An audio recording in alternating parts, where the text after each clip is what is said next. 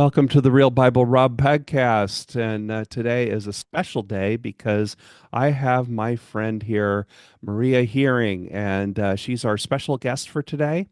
Maria is a dear friend. She's a classmate. She's a teacher. She was my TA for my Hebrew class, and now she's my Hebrew reading partner. And we talk a lot. And we see each other almost weekly. So I'm just so happy that she's here. Maria has done deep research on the Book of Esther and has written scholarly papers about it and about the narrative and genres of the story. And the story is so important in biblical history because it's really the foundation myth of the Jewish nation. And it tells us so much about patriarchy and the strength of ancient women in unexpected ways. So we ask the question, is Esther the most romantic book of the Bible? And welcome, Maria. Well, thank you. I will answer your question first. The answer is Okay. no. It is not the most romantic book of the Bible. Okay. Thank you very much for having me on. I am a professional podcast listener, including yours. This is my first opportunity to be a guest on one, so I really appreciate the Oh, opportunity. well, I'm so And glad you're here. I will say to your listeners that he's legit put his time in on his Hebrew. When you hear him talking about languages, he has been faithfully working on that daily and weekly for years after graduation. So he's Like not 4 making it years. up, Yeah. folks. I'm just always surprised whenever we talk Hebrew together is how hard it is and how long it takes. And oh Yes, my goodness, you could and spend how a much fun it lifetime. is. And it is tremendously fun. Yes, Yeah, it's I really find it fun to do very it with you. enriching. Yes, yes. It's been a lot of fun. We're wrapping up the book of Jonah shortly Yeah. and heading into Ecclesiastes soon. So, Yeah, I can't wait. Actually, yeah. that should be a lot of fun. I well in I can you summarize the book of Esther in 30 seconds and then we'll go right into the questions after that. I will try. I specifically did not re-prep for this. So this is based on memory. I figured it would be more entertaining that way. So the Book of Esther starts with a giant 6 month long banquet with drinking and all of the things that go along with a 6 months long of drinking. The king of Persia asks for his wife, the queen, to be sent in to parade around all of his sycophants. She refuses, is banished. The court freaks out essentially and says, but all of the women in the entire empire will rebel against their husbands if the queen can rebel against you. And so they start a sex trafficking ring, essentially, bring all Hmm. the young, beautiful virgins into the capital where they have not a beauty pageant with the king. Yes. Eventually, a young woman, Hadassah, also known as Esther, becomes the queen as a result of that. We are now in Mm. chapter 2. I'm not going to hit this in 30 seconds. It was ambitious. Um, in the meantime, her uncle refuses to bow down to the one of the main villains of the story, Haman, and Haman gets a little bitter about this and negotiates an entire genocide through the king of Persia. Um, Mordecai has to go to Hadassah in the palace and ask for her help through a series of tricks and banquets. And oh, I could spend 10 minutes summarizing the book of Esther now that I'm really thinking about it. We get to a point where Haman reaches his downfall through just a sequence. It's almost a screwball comedy where it looks the king interprets him as assaulting the queen, but he's pleading for his life and has him executed on the gallows that Mordecai was supposed to be killed on. But wait, there's more because the genocide isn't canceled. In fact, the best that he can do when they go to him again is say you can defend yourselves. So there is a 2 day battle that is extended by Hadassah. At the end, the Jewish people emerge victorious, become power leaders within the empire at the time, and institute a new holiday, the first non-Mosaic holiday, Oh, uh-huh. that is instituted by Queen Esther, by Hadassah, which Uh-huh. is the festival of Purim. Oh, well, and there you go. There you And she go. saves the nation, or she saves the Yes. Jewish people. Yes. Yeah. Well, I'm shocked that you said it wasn't a beauty pageant. I Yes. mean, oh Yes. my, haven't we been told that our whole lives, you know? We have, and it is Yeah. still in academic commentaries. I was really Oh, shocked doing really? my research, is that it is still labeled as a beauty pageant. Oh, gee. And that is simply not in the text. No. That is a later interpretation. Yes. Um, it You could choose to read it that way, and I wouldn't Uh-huh. even fault you for reading it that way, but Yes. it never says within the text itself that the women are judged on their beauty. Mm. Yeah, well, that can mean a lot of different things. Yes, yes. So, what has made it so that Esther has been a focus of so much interest for you, and what has caused you to want to study it as deeply as you have? We did I believe it was a week on the book of Esther in our Old Testament Hebrew Bible class all those Hmm. years ago with Stephen Delamarter. Yep. And I remember making some sort of a comment. I don't remember what the comment was, but Hmm. after I made it, I had that one of those little comments in your head where I thought to myself, was that anti-Semitic what I just said? And it Yeah. made me start to reevaluate the assumptions that I've always brought into reading the text. Mm. And because we can critique patriarchy, which overlaps with misogyny, but they're not equal terms, right? Right. One is a system Yeah. and one is more of an attitude. Yeah. And so that just got me started thinking about the book in general.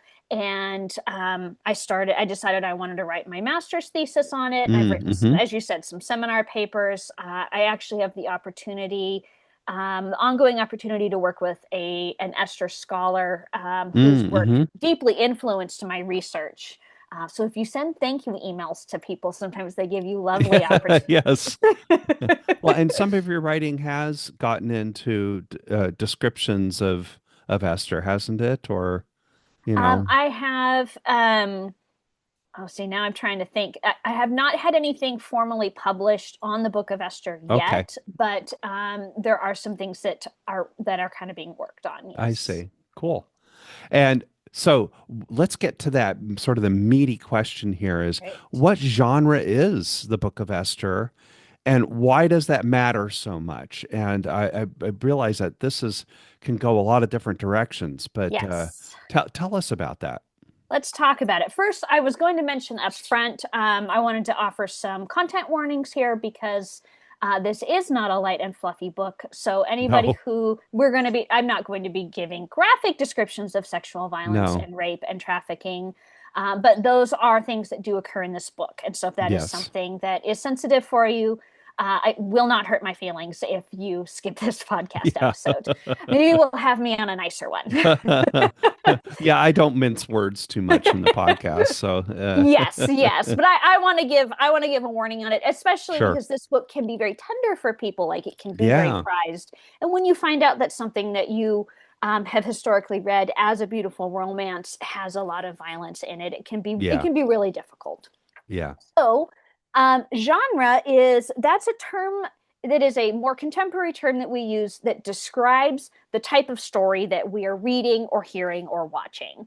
Hmm. Generally speaking, um, oh, see, now I can't remember her name. Marie Shelley. Oh, uh-huh. She did not think I am going to create the genre of science fiction when she wrote Frankenstein at Yeah, 19 years old. Maybe she was 22. yeah. She wrote something which later became a genre. There are things that indicate something is sci-fi versus a western Hmm. versus et cetera, et cetera. That's true in ancient literature, in the Bible, and in ancient literature. Hmm. Yeah, And so we identify patterns in things, and we use genre to describe a broad pattern. yeah. And then once a genre or pattern exists, those can be imitated specifically or deviated from specifically. Hmm. And readers, you gravitate towards genres that you like or genres that you don't like. Hmm. So that's why it's important. It helps us to understand what the author, the editor, the narrator is doing with the story. Yeah. Um, so there's a lot of conversation around the genre for the Book of Esther. A very common one is that it is a form of historical fiction, Hmm. most likely. In fact, I would say, unless you are within a certain tradition, Yeah. you would not view the Book of Esther as historical. Yeah. That's not its purpose. I think that's Um, most scholars agree with that. Yeah. Most scholars, yes, and but there are people who would attribute this as a historical book. So that is a Yeah. genre. Historical fiction um, is one that is a very strong like Greco-Roman genre that Hmm. the Book of Esther has been placed into. Comedy is another very common one, and then more recently, the genre of horror. So those are going to be the two Mm. that I Okay. focus on. Okay. Comedy is the most common. There is satire, there is farce, there's screwball comedy. Like I said, you can picture Jimmy Stewart in some of these Yeah. scenes, and Cary Grant. Like you can Right. imagine it. There's a lot of hyperbole. Yeah. All of the women will disrespect their husbands, like things that are Yes. very exaggerated. A 6 month feast is very exaggerated.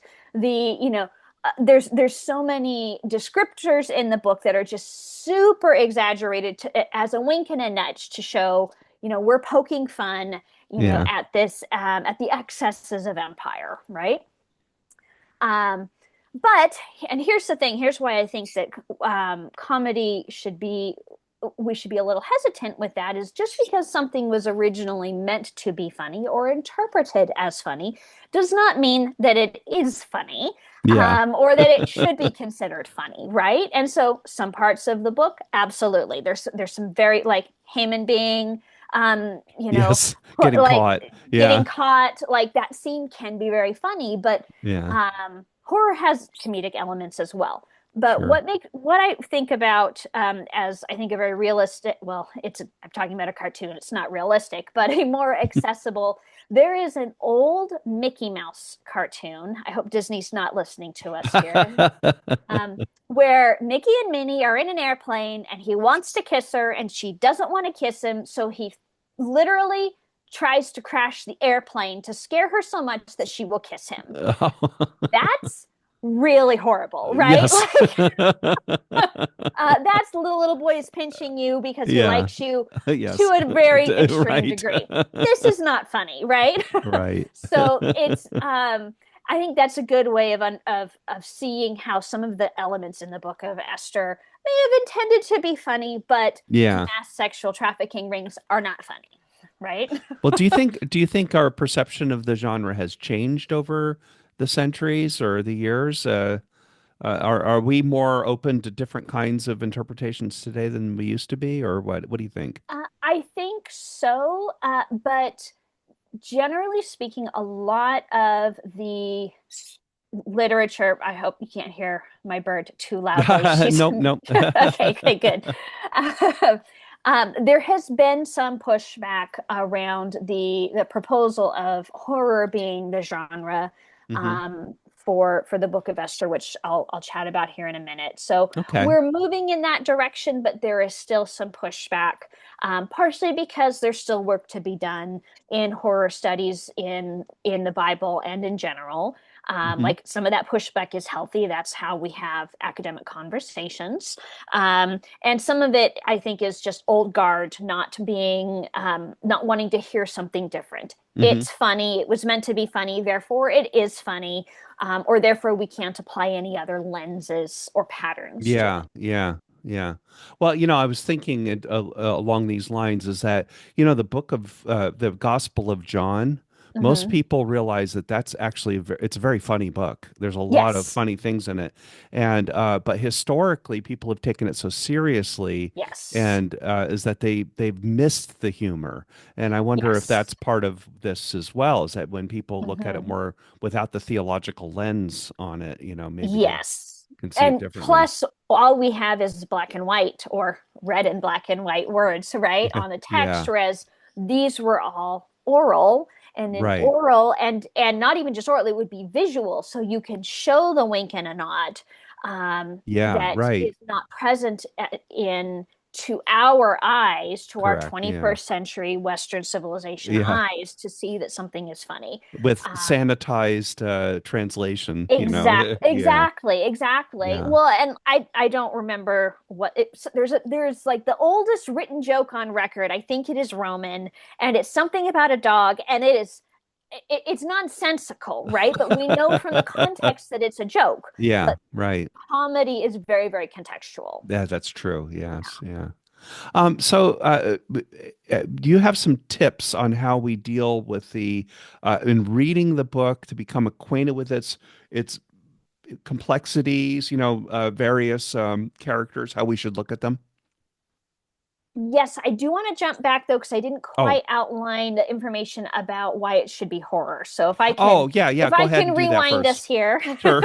Sorry about that. So I do want to cite my source here. Dr. Erica Dunbar is the Mm-hmm. scholar who has proposed horror to be the genre for this. She is the scholar that I have the opportunity to work with. Oh, wonderful. Okay. And for any of your listeners who are interested, she has an open source article that we could provide Okay. the information to, where she initially proposes this. Okay. I'll put Um, that in the notes when I okay, post it. Yeah. great, great. But essentially, her argument is it's exploring, I won't get too into the technical weeds on it, but it Okay. is based on like the main elements of this is not a beauty pageant that is happening. This is Yes. not all of the women voluntarily choosing to leave their families for one chance to, to walk across the stage, hope that they're pretty enough to be happily Right. married after to a queen who just banishes you, if you Yeah. won't do exactly what he says. Exactly. This is a mass organized human trafficking ring. What Uh-huh. happens in the story follows I do not remember the governing authority that has like legally defined human trafficking, but it hits every single it hits Right. every single Yeah. marker for that.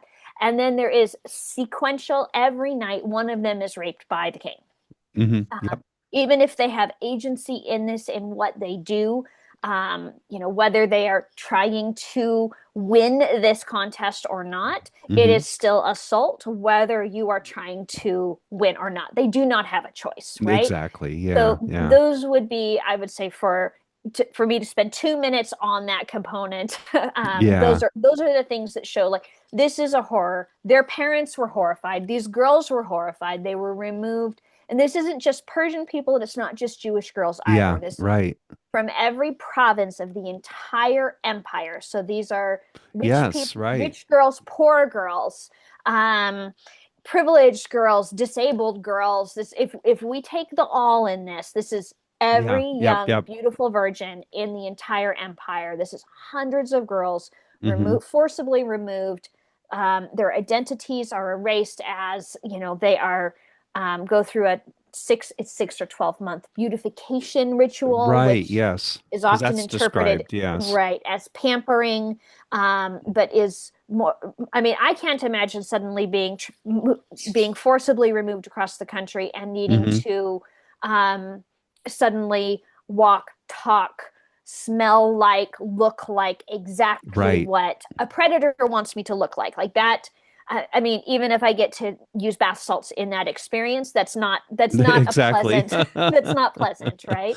Well, I think So that also what backs up your idea about them coming from all over the empire is that that's what the party is about, right? It's about all the vassal things. yes, So the Persian Empire is this big, giant, complex yes, empire. Yeah. yes, it is, yes. So Yeah. So and I was thinking also about Vashti when you get to her. I mean, mhm. what happened to her, or if you oppose the king, what happens to you, things like that. So Yes, yes, it is horror. exactly. Yes. Yeah. And when we watch horror, when we read horror, there can be funny things in horror, right? That's often how, Yeah. um, in fact, often the best horrors have things that make you laugh. It Yeah. eases the tension, it makes you able to engage in it more. Right. Um, and so I think that the genres are not mutually, components of the genres are not mutually Uh-huh. exclusive. Yeah. So to answer your other question about Yeah, like how about do the I tips. recommend? Yeah, right. So in fact, I even mentioned this in our Old Testament class. If I can bring Buffy the Vampire Slayer into any conversation about the Bible, I am going to do so. And so I am going to recommend that everybody read the book of Esther the way I watch Buffy the Vampire Slayer. Whenever I rewatch Buffy the Vampire Slayer, I focus on a different character and I pay more attention to their character development, how things are impacting them, how they respond to things. I pay attention to knowing where they're going to end up, however many seasons they get to live, the end result of their character and see how things. I mean, some of it's foreshadowing, sometimes it's not. Anyway, now I'm going to get on a whole Buffy tangent. I don't want to do that. But every time I do it, I enjoy it more. I see more. I understand the characters more, and it really complexifies my watching of it. Yeah. And I advise that we do that through the Book of Esther. Okay. Read it once. Read it from the perspective of all of the named characters. Read it through, Hmm. and who doesn't have a name? Okay. Yeah. Who are the anonymous people who are present, who are physically present, Hmm. and then read it through who would be in this room or in this situation that isn't present. Like Hmm. it doesn't have the servants who are changing the Hmm. chamber pots, right? But they're there. They would be there in this story. Right. Yeah. And so I thought that as a useful example of that, I would kind of go through if we were to read through some of the main characters, like what are the types of things that we could glean? Hmm. Uh, there's a lot of conversations. Is Vashti a troublemaker in a good way or a troublemaker in a bad way? Is Yeah. Mordecai a good guy or a not great guy? What about Right. Haggai? Oh, the Which eunuch. the Okay. Yeah. eunuch, yes. And so there's when you are reading them through the with your eyes on that character, you can see a lot more subtleties and you can make it so Hmm. that they're not binary good or evil. But Hmm. I'm going to actually start with the one exception of that. So the king, um, who you probably will have noticed I have not named. And partially that is because he's the most powerful person in this. And I want to remove some of his Uh-huh. implicit power by not referring to him. It's he Okay. who shall not be named. Also, I can't say the word very well. So Yeah, it's me it's neither. it's a little bit of both. I'm going to be perfectly Yeah, honest. I always stumble on it. Yes. Unless you say the Persian, the Xerxes, whatever, Xerxes or whatever his name Yes, is. yes, Yeah. Artaxerxes, which is easier to Yeah. say, but I just call him the king. Okay. And that's fine. Well, and he's such a strange Tool? character. Yes. Yeah. Oh, okay. Yes. Yeah. Yeah, that would be the more that would be the more pastoral way, but I'm not a pastor, so I can call him a tool. Yes. Yeah, he's an idiot. Yeah. He's kind of an idiot too. Yes, yes. So he is the person I think that is the most difficult to read any sort of sympathetic lens. Sure. He's a buffoon. He is selfish. He's incompetent.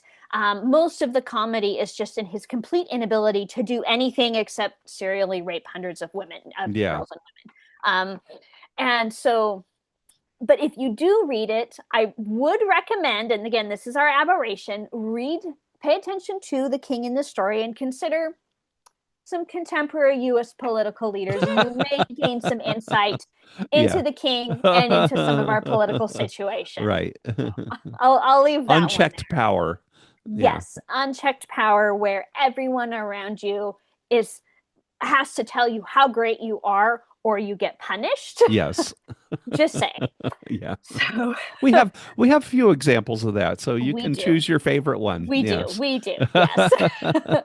So Queen Vashti, if we read this through her lens, Hmm. she is complicit in the Persian Empire. She's the queen of Persia, Yeah. but she's also trapped in this system.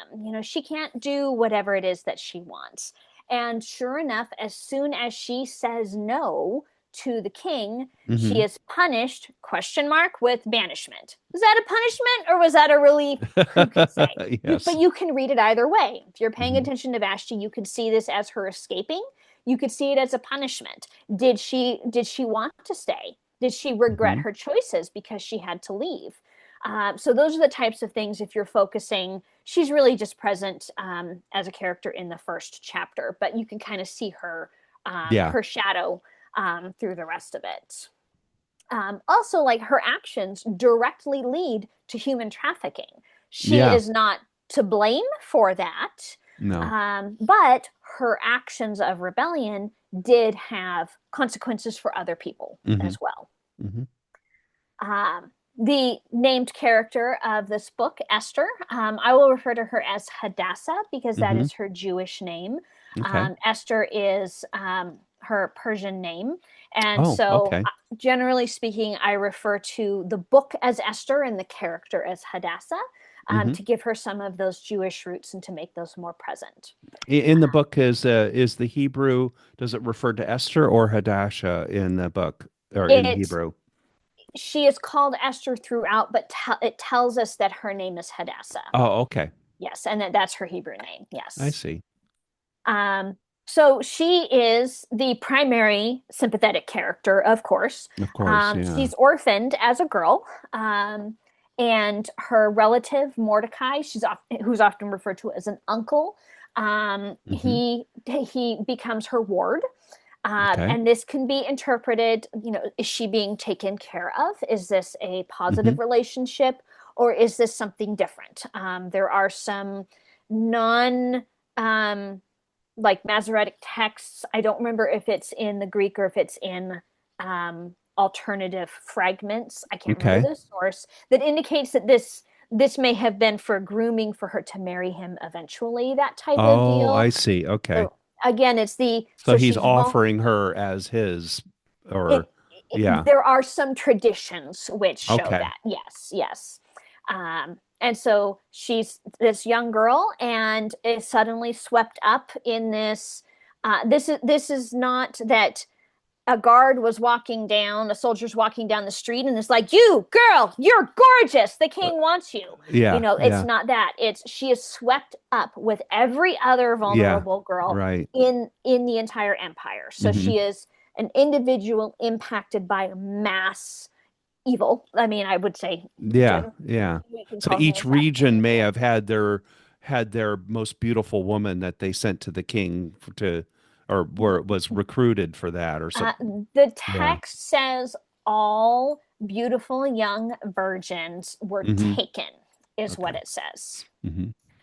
So there's no volunteering in the text. No, no. No But volunteering in it the could text. be that Mhm. the local ward or the Sure, local, sure. Yep, it could have been a selected them. neighborhood soldier. It Yeah. could have been, yeah, there's not a lot of details. And again, as something that is not based in historical fact, Right. like Yeah. a lot of this is like we're looking at what the words are and we're applying these questions to it, But right? it's very much in line with tradition. I mean, this did happen. I mean, Oh, definitely. yes. Yeah. This type of thing would have happened Sure. in real life in empire where girls are just plucked up in Hmm. order to satiate men and boys, Yeah. and it still happens. This is still Sure. very present Yeah. in our world today. Yes. So she goes through this process again, along with all of these other girls. I always want to include them in the story, Hmm. even though technically I'm focusing on Hadassah right now. And it looks like she uses a lot of agency in the harem. The first time that we see, oh, so now we're getting like Hmm. really into my thesis. I'm going to focus, Maria. Um, she uses her agency in the harem and gains access, gains favor, gains access to resources, gains access to advice on what to do in Okay. order to win this, for lack of a better term, this competition, Hmm. in order to become the queen and escape a perpetual life in the harem. So can So we attribute that to her charisma or her leadership abilities, or is it more about her beauty, or what is it that it's causes it? probably a lot of different things. Okay. She also is a local. She lives in Susa, and Oh, so okay. she's not taken by I don't know if it would be camel or donkey or foot or whatever, but like so she is local. Her and also Mordecai is already powerful within the courts, Hmm. and so she's privileged in that Oh, regard. right. Okay. And so she may have had some training. Um, I think that you can read the text to show that she did things specifically that made it so that the head of the harem liked her. Also, it says that she pleased everybody. Yeah. So it was probably a combination of Okay. her attitude, her beauty, her skill set, her leadership. Hmm. Yeah, I think you could read it in any of those directions. Um, However, she becomes the queen, so she wins. Hmm. As much as you can win a sex trafficking contest, right? Yes. And she becomes the queen, and then there's this impending, like scheduled, like bulletins are released about we're going to kill all of the Jews, and she's Yes. not aware. Like, is it because it's being kept secret? You could read it as she's unaware. You could read it as she's ignoring it. You could read it as she's disengaged because she's ambivalent. You could read it as she's disengaged because she's depressed. All of those you could read into the text Uh-huh. faithfully with the information that we have. So she engaged in this contest, for lack of a better term, before she knew that the Jewish people were under threat? Or Yes, oh, okay. yes, that occurs. I think it's 5 years later. Oh, This okay. so 5 years go by. You'd see the little placard on Buffy the Vampire Slayer about how many years went by, Right. right? um, so she gets some, and again, reading it from Hadassah's eyes, she is encouraged by Mordecai or coerced by Mordecai to Hmm. risk her life. If she Yeah. goes to her own husband, she can be killed unless he extends pity to her, right? Yeah. And so you can read it as encouragement or coercion. And she determines that she will risk her life in order to convince the king that she can't have the order canceled, but she can convince him that they can be Okay. armed and fight back. Right. So that is ultimately what it is that she is fighting for. And this is the bit where in this coercion slash encouragement, the very famous "If I perish, I perish." Um, and if you are reading this as a horror, like that's when your heroine is going, where it's like, I guess I die. Like if Yeah, I right, die, I right, right. die. Yeah, I I have don't I nothing to don't lose. have any options. Yeah. Exactly. I don't have anything to lose. Yeah. Yes. Um, so we get five more chapters of plot line, right? I can't get if we're going to cover some of these other.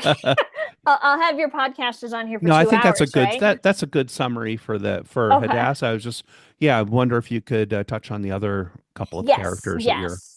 So Mordecai, I mean, kind of I've already covered him, so he has Hmm. some power within the courts. Yeah. We can read him as um, somebody who is both, he's oppressed, he's an oppressed Jewish person under this Yeah. empire, but he has influence in it. He's in the city gates, which is that you go there Right. if you have some power and authority. Like Yeah. Haman, who we'll get to, like knows who he is, so like his name is known. He has indirect access to the Hmm. king, um, and he took in Hadassah. This is a good thing. He heard a plot against the king, Hmm. about an assassination plot, and didn't just let it happen. He reported it. Hmm. Is that complicity in empire, or is Right. that trying to keep things from getting worse because maybe the next Yeah. that guy's not great?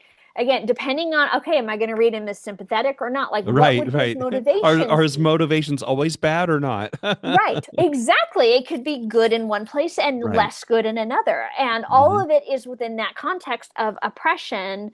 But oppression is not a flat place. We have areas where we have influence and privilege, Yeah. even when we are oppressed. Um, let's see. And he had strength in refusing to bow down to Haman. Hmm. So is that out of religious conviction? Is that out of honoriness? Hmm. Like you can read it a lot of different ways. Sure. If we focus on the character of Haman, so Haman is another oppressed minority under the Persian Empire. Oh. He is not Persian. He is I should have written it down. I believe it's an Agagite. Oh, okay. There is ancient conflict between the Jewish people and the Agagites Hmm. from Torah, where I don't remember the specifics because I didn't refresh myself on it. And so they're mortal enemies. They're Oh, okay. So this could be part of the historically speaking, animosity he this has is, toward Jews. and Yeah. it also could be why it's an Agagite who is the bad guy in the story, Yeah, of right? course. Is, Yeah. is showing that we have this new empire. We're living under this new empire. We're thriving as much as we can, but here's our old ancient enemy who's Yeah. come and threatened us. It's very, very complex. Hmm. Um, but Haman is like he is oppressed under this. Does not make him a good guy, right? Oppressed No. people can be terrible, right? And in fact, he gets personally insulted by the behavior of Mordecai and like escalates all the way to genocide. Yes. Why not? Like Right? immediately. Yes. Immediately escalates all the way Yeah. to genocide. Um, and as a result of this, 10 of his children are killed. All 10 Oh. of his sons die. Um, and they're strung up in the same way that he is. And his wife now doesn't have a husband or 10 children. His wife, his Yeah. wife now does not have children, does not have a husband. She's Uh-huh. named in the text as well. Zerah is her name. Um, Ah. but he also is aware of the king's flash temper, right? And so, like, was this a calculated risk or was he too angry to even think about it? Hmm. Okay, last character that I specifically wanted to note is, as mentioned before, Haggai. He was Hmm. a eunuch, was the head of the harem that all of these girls were put Oh, through okay. Uh-huh. before they were raped by the king. Um, and I could get into all of the roles and the things that may have occurred in there, but I wanted to emphasize the fact I have found a very contemporary misconception about what a eunuch is simply a man who has lost his genitalia, and Hmm. it's more like it's a third gender. It's like a complete other gender, Hmm. because gender is about roles and not about sex, right? Hmm. Yeah. And so he is also under empire. He has literally been emasculated, right? And Hmm. has this gender, he does not fit into the primary genders at the time and fills this in between role, Hmm. where again his work is supporting empire. If he does not, he will die. Yeah. And so in this tenuous situation, does he help Hadassah or is he taking advantage of Hmm. Hadassah? Is he giving her access to things because he thinks she could go all the way? Or is it because he's trying to keep somebody else safe? Is it because he doesn't like her? You Hmm. know, there's all of these things you can read, um, just just by focusing on like what are his. If I'm reading it with Haggai as the good Yeah. guy, what does this look like? Well, I think that's really interesting because, yeah, eunuchs are a very interesting part of the ancient world and in scripture is Mhm. because they simultaneously are oppressed and, without Yes, agency, but they're also very powerful among yes, because they have the presence of hmm, royalty, right? So yes, at the same time, and yes. it's so do you want to be a eunuch? Well, maybe or maybe not. It's Right, yeah, right. And certain forms in certain cultures and times, being a concubine was similar. yeah, You right, know, yep, not the Uh, same. not Apples the and same. oranges, not apples and apples, you know. Yep, But yes, it was different than the way that that functions now. yep, yep.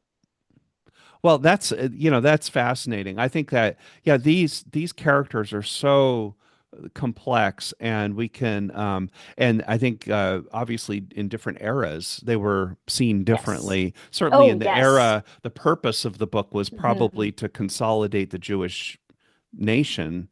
And Hmm. uh and so it reads differently to it certainly read differently to them than it does to Yes, us. Yeah. absolutely. And it should, Yeah. because I Yeah. am not, in fact, an exiled Jewish person from 2,500 years ago. Yeah, Like it should exactly. read differently. Yes. Precisely. Yeah. Yes. But that very much feeds into that intertestamental period too, Hmm. the Yes. and what was going on then. Hmm. Let's see. So also when so along that line, what can we get from it? What does it say to us and how should we use it? I'm also going to ask you to like touch a little bit on you as as a woman, how are Hmm. you taught to engage with the book, Sure, and sure. then how we how should we look at that differently? Great. So my most of my background, and I think we kind of covered this at the beginning too, and worth talking through again, is a lot of the conventional Sunday school versions of this story are that Hmm. this is Cinderella. This is Hmm. Snow White. Right. That is what this story is. This is a romance where a Hmm. beautiful young girl catches the eye of a rich, famous, and powerful man Yeah. who may have some flights of temper, right? Yeah. But really, he's constrained by the fact that he can't end his own laws, and so therefore everyone has to die anyway, right? Hmm. Yeah. um, and so it is very, very common. I still to teach this as how do you be a woman? You Yeah. be a To young woman by girls. I mean, to yeah. young girls. Yeah. Yes, In Sunday school. Yeah. yes. That it is important to be beautiful. It is important to be desirable, which Hmm. is really what we want to teach girls, right? I'm sure it has no bearing at all on other mass issues.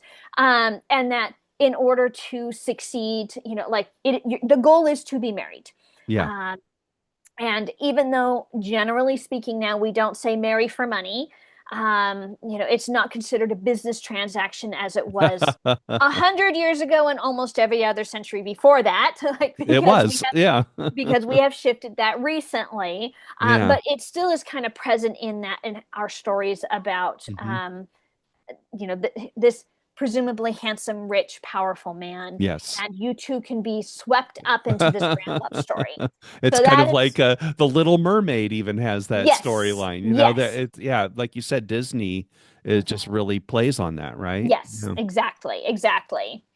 Um, so that I think is a lot of the historic. And in that vein, there is a very strong culture right now within white Christian nationalists who are Hmm. using the Book of Esther to explicitly, like there's something I haven't researched specifically, but there's something I'm hearing very alarming about Project Esther, Mm, which seems very nefarious. yeah. Um, but it is being used by some of these pastors whose theology I think would I have more in common with a banana, the 98% DNA or whatever, Yeah. um, Yes.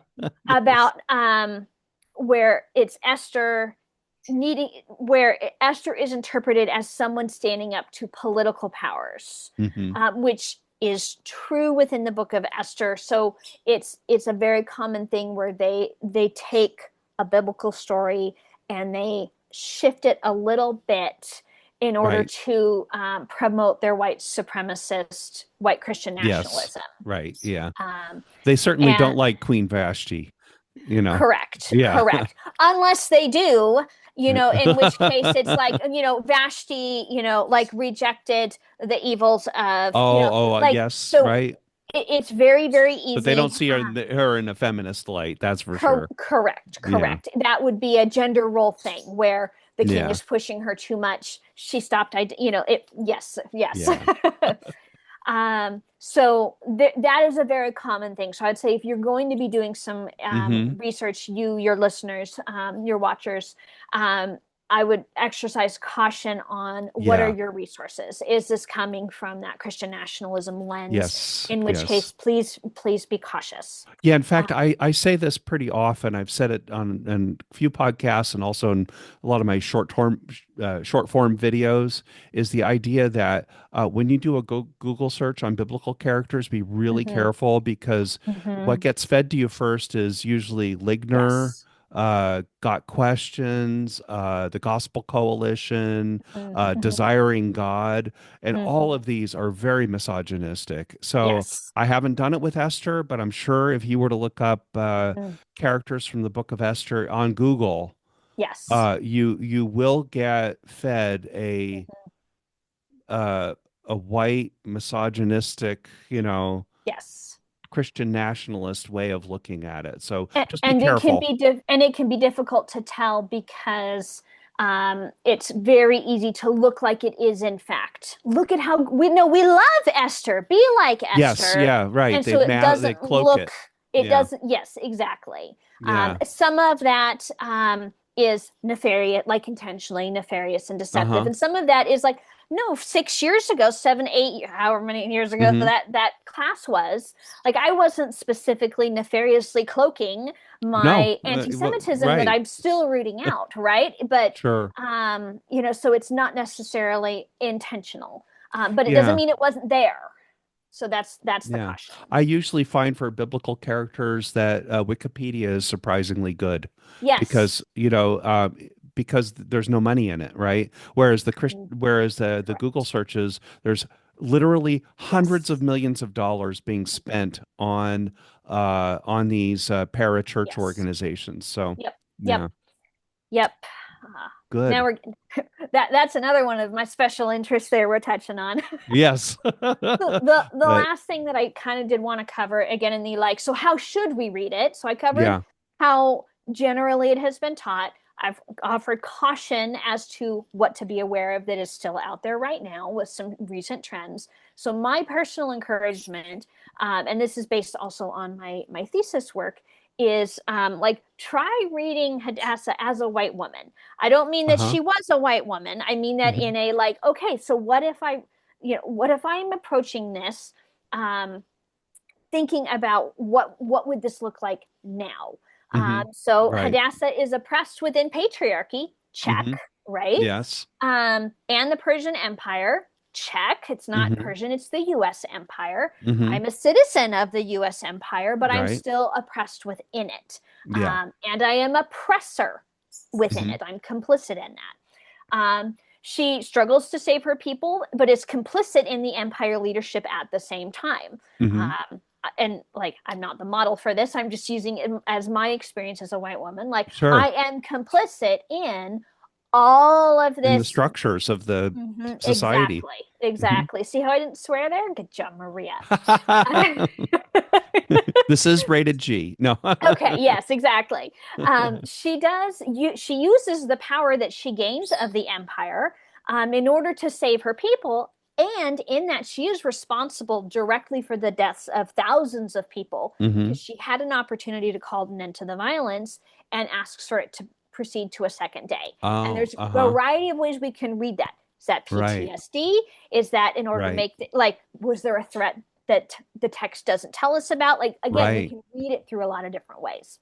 And I have to say, white women, we're really, really great at escalating things above and beyond. Yes. We can have a good intention, we can have a good plan, and then we take it too far Right. and we end up hurting the people that we should be Yeah. Yeah. working alongside. There's a lot Uh, to that. Yeah. yes, yes.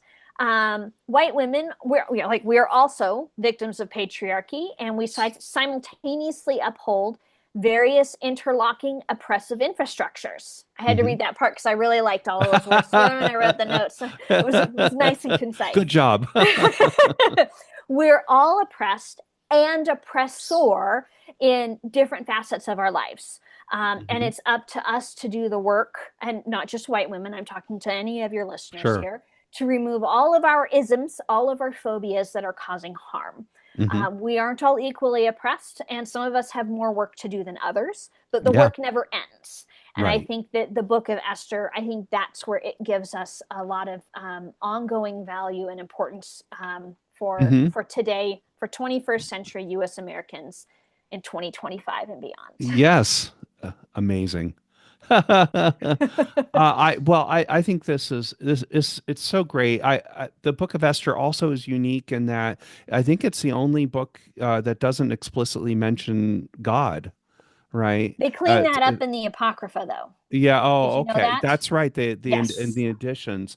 But the Yes. idea being is that this is really a book about the consolidation of the Mm-hmm. religion and like you said, a Mm-hmm. sort of a fictional historical fiction Mm-hmm. version of that. Mm-hmm. And and it has its place, certainly because it really helps us understand Mm-hmm. what they were thinking Mm-hmm. and that, yeah.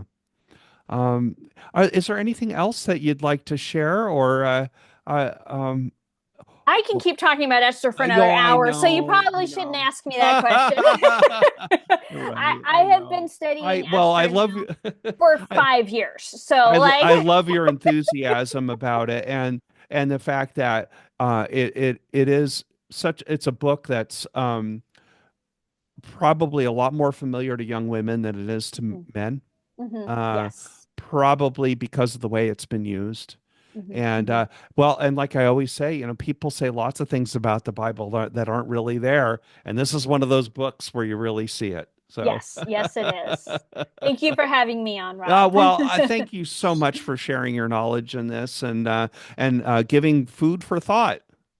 And I So, can't believe we talked this long and you didn't talk about creeds once. oh, Congratulations. oh, I have other opportunities. So, well, thank you and God bless you. And And you as thank well. and God bless the listeners. Goodbye.